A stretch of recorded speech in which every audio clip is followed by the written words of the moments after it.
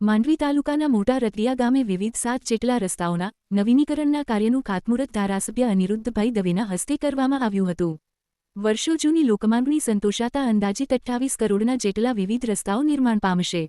ધારાસભ્ય અનિરુદ્ધભાઈ દવે, તાલુકા ભાજપ પ્રમુખ સામતભાઈ ગઢવી, કેવલભાઈ ગઢવી, રાણસીભાઈ ગઢવી, લક્ષ્મીશંકર જોશી, બળુભા જાડેજા, કેશવજીભાઈ રોશિયા, જીવરાજ ગઢવી, બટુકસિંહ જાડેજા, હરેશ રંગાણીનું સન્માન કરાયું હતું।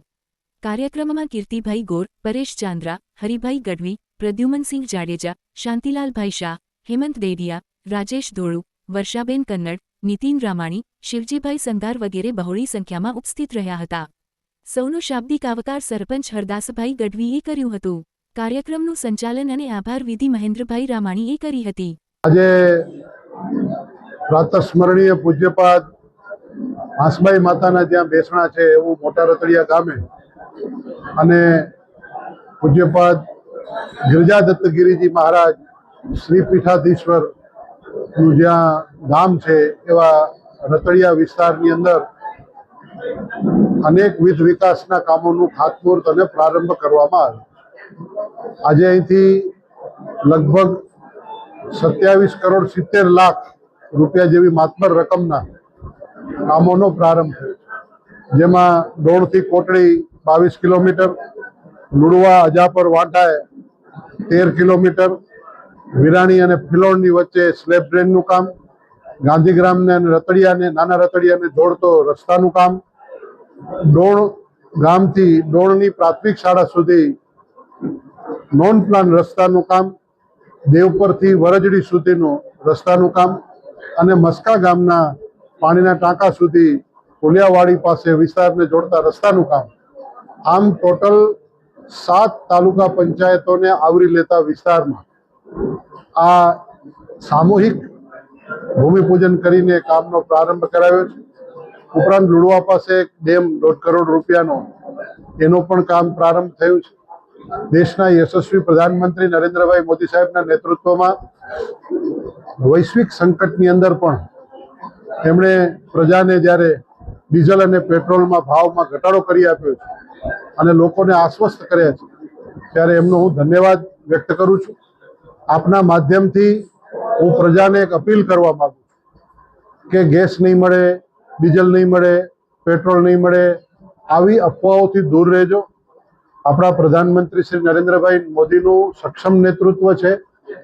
જે લોકો અરાજકતાવાદીઓ છે, જે લોકો ભારત વિરોધી છે, એવા લોકો આવી અફવાઓ ફેલાવી રહ્યા છે। જ્યારે વૈશ્વિક સંકટ હોય, દેશ સમક્ષ કંઈ પ્રશ્ન ઉપસ્થિત થયો હોય, ત્યારે સૌએ સાથે મળીને એ સમસ્યાના સમાધાનની અંદર ચાલવું જોઈએ। એની જગ્યાએ વિકાસ વિરોધી, ભાજપ વિરોધી અને ભારતના વિરોધી લોકો આવી અરાજકતાવાદીઓ અફવાઓ ફેલાવીને પ્રજાને ગુમરાહ કરવા માંગતા હોય તો હું આપના માધ્યમથી પ્રજાને, લોકોને, દર્શકોને વિનંતી કરું છું કે આપ આશ્વસ્ત રહેજો। બધું જ મળે છે, મળી રહ્યું છે અને એકાદ દિવસ એ અફવાઓને કારણે એક ક્યોસ થઈ રહ્યો હતો, પરંતુ હવે બધું જ વિધિવત રૂટીન થઈ રહ્યું છે। તો આપ આશ્વસ્ત રહેજો, કારણ કે પ્રધાનમંત્રીશ્રીના વૈશ્વિક સંબંધો છે, એ સંબંધોને કારણે ભારતને સતત પુરવઠો પણ મળી રહ્યો છે। સાથે સાથે વિકાસના કામની અંદર પણ અહીંયા રતડિયા પાસે પુલનું કામ થઈ રહ્યું છે। જે તે વખતે આ પુલના કામની અંદર કેટલાક મિત્રોએ એ પ્રશ્ન ઉઠાવેલો, તો એ મિત્રોને હું કહેવા માંગુ છું કે આ કામ ચાલી રહ્યું છે, જુઓ। તમે વિચારધારાના વિરોધી હોઈ શકો, તમે ભાજપને ચોક્કસ વિરોધ કરી શકો, કંઈ વાંધો નહીં, પરંતુ લોકોની જે ખરેખરી પાયાની જે સમસ્યાઓ છે એ સમસ્યાઓના સમાધાનમાં કોઈક ઉકેલ તો આપો। એ ઉકેલ નથી આપવો, માત્ર વિરોધ કરવો છે, એવા વિરોધી મિત્રોને પણ હું કહું છું કે આપ પણ આ વિસ્તારના જશો, અહીંયાના જશો, અહીંના લોકોના પ્રેમી હશો, તો આપ સૌ કોઈ સાથે મળીને આવો। આપણે આ વિસ્તારનું ભલું થાય એના માટેનો પ્રયાસ કરવો છે અને આ વિસ્તારની સમસ્યાઓનો નિરાકરણ ભારતીય જનતા પાર્ટીએ પહેલાંય કર્યું છે, કરી રહી છે અને આવનારા દિવસોમાં ભારતીય જનતા પાર્ટી જ કરશે। કારણ કે જનતા ભારતીય જનતા પાર્ટીને ફરીને આશીર્વાદ આપી રહી છે।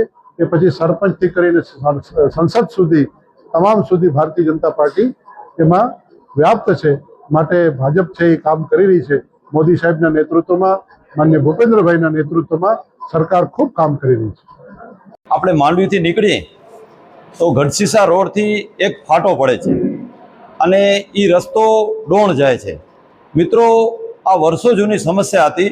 ડોણની આગળ એક મોટું ડીપ આવેલું છે, એટલે ઊંડાણ છે.